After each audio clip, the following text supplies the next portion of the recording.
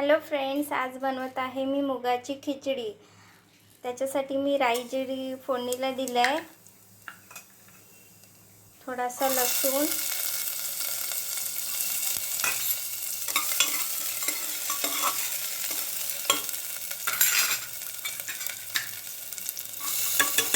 कांदा,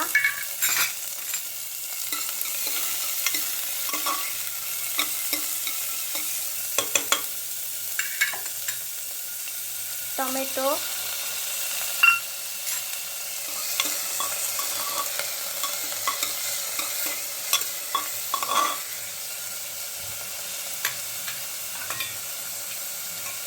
हळद,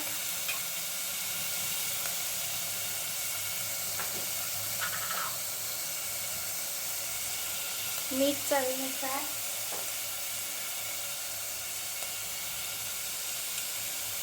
थोडासा गरम मसाला। आपण आता हे मिक्स करूया।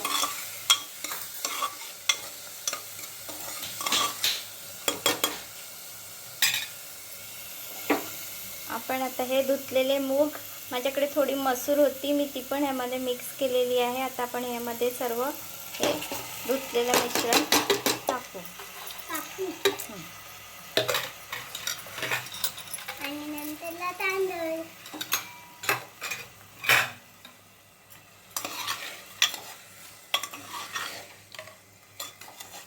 आता ह्याला आपण ढवळून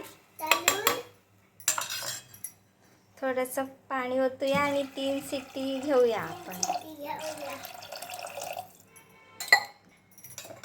आपली मुगाची खिचडी ही रेडी होईल 2 मिनिटात।